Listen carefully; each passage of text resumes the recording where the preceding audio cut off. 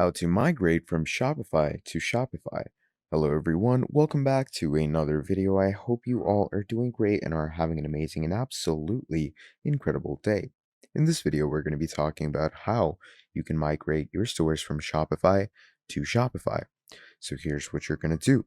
What you're going to be doing is you're going to come down here to your settings, and from here, you're going to go to users and permissions. Now, once you're in users and permission, you're going to come here where it says transfer ownership. And once you are in transfer ownership, what's going to happen is you are simply going to go ahead. First of all, you're going to enter your password. They will also say remove you from the store, etc., etc. And it says you have an active balance account. So first of all, make sure to go ahead and remove any balance accounts from your store. Okay, make sure to remove anything that you have in Shopify payments, and just go ahead with all those things.